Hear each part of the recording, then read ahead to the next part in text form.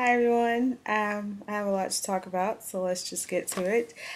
The first scene I thought was really funny because I was wondering what happened to all of Clark's orange juice. So for me, that was just really kind of strange, but in a funny way. And what I thought was really cute is the fact that there are little details that can really sell you on a relationship as opposed to someone just talking about it like Oliver has done. The thing I thought was so cute was that Clark had less than like half a cup of orange juice left, and yet he was trying to evenly distribute it between their two glasses, which I thought was just super adorable. And Lois was laughing, and that was cute. And then Lois suggests that they go get it on the front porch swing, and the music. It was so funny. The like contrast between Rick Flagg and them tracking General Lane, and then Clark and Lois. It was all very funny. Yeah, so I gotta give it up for them. Like, as far as the beginning of an episode, it definitely has to be the best this entire season. So that was interesting. So then Clark is trying to be all nice and, telling Lois that he, is going to impress her dad, or that her dad already met him, so he doesn't think that it's going to be a problem. But she's like, oh, her dad has a problem with all her boyfriends. So then General Lane goes into this total onslaught of being incredibly rude to Clark. And just, there's no excuse for how rude he was being. Of course, the list was hysterical. I mean, I was like, rechalk the shower, recalk the shower, sorry, rechalk. Grease the windmill and repair the weather vane. Yeah, that was pretty funny. I like really have to give it up to the writers of this episode because from start to finish, it was just really done well. So, the general is comparing the Blur to a terrorist and saying some really nasty things to Clark. And I was surprised that Clark was very, like, standing his ground, but then he also thought that Lois should kind of speak up for him. And I guess this is weird for Clark because Lois has, every time someone says something about the Blur, she jumps to his defense, like, automatically.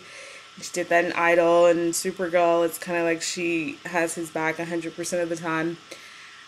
But it was different, and I think it's good to see that she's not just like Clark's personal cheerleader, that she has thoughts of her own.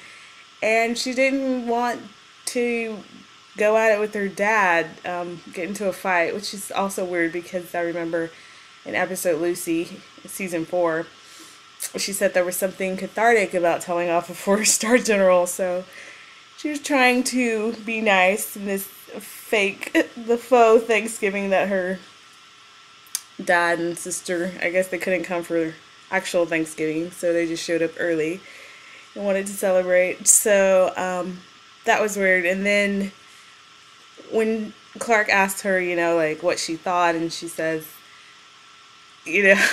that he should go get some vegetables, and asked if he wants the potatoes mashed or boiled, and he says, of course, whatever the general wants. And that moment was like, wow, because Clark wasn't being sarcastic, but you could tell he was very upset with the fact that her dad was treating him like crap, and Lois didn't do anything to help him out, basically. So he said that, and when he walked away, she had this look like she felt really bad, and that was very well acted, and well written, that whole thing. Then, sorry, to my favorite part. Yay, Clark and Oliver are just hilarious to me, and I keep saying how much I want them to have scenes together. Let's see. Well, first, okay, no, Clark goes to get groceries, and then when he comes back, Lois kind of tells him there's a fire. And Lois, I guess she just doesn't know how to lie. I mean, the front door's open, and I'm thinking, just say he went back to the car because he forgot something.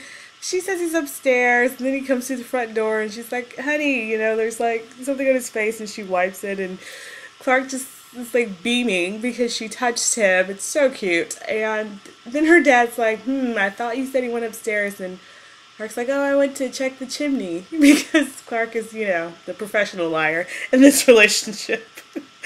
So I guess it's just kind of funny Lois hasn't caught up. But then the general's like, and I'm thinking, yeah, Lois didn't have a clue in the 6 years that she's known him that anything was amiss.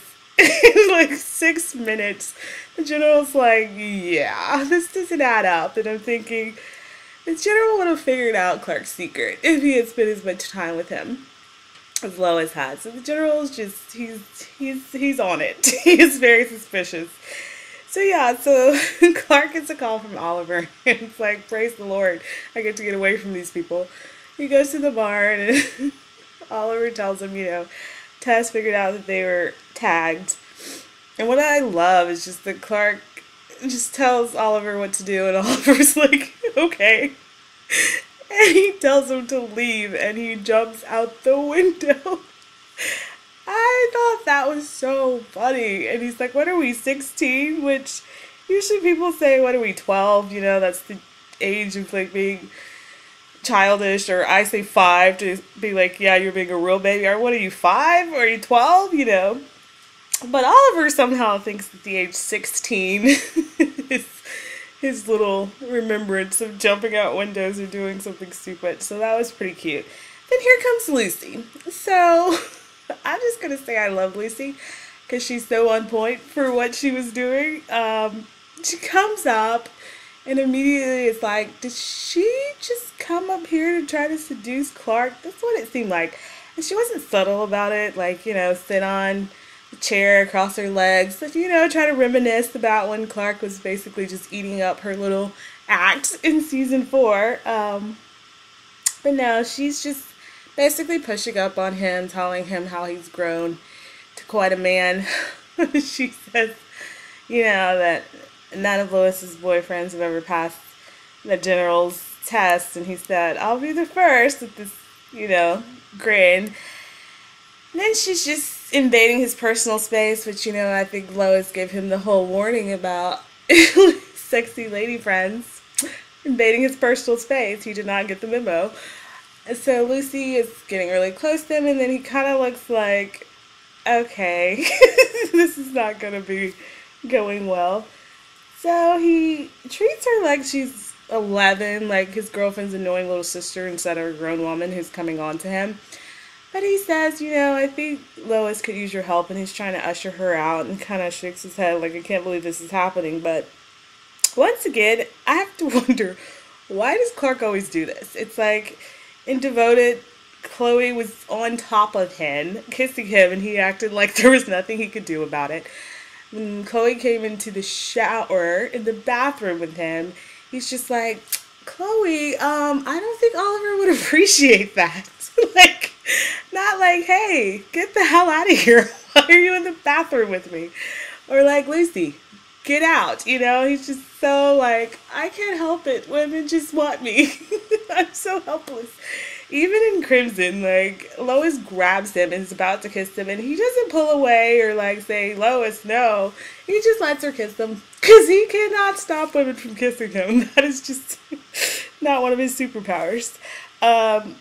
So Lois walks in, and of course she realizes what's up, and she takes Lucy away and kind of tells her, you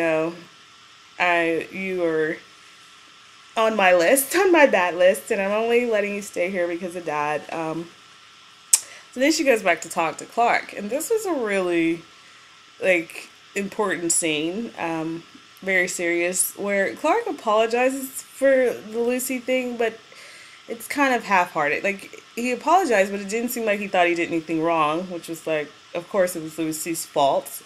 She, quote-unquote, grabbed him.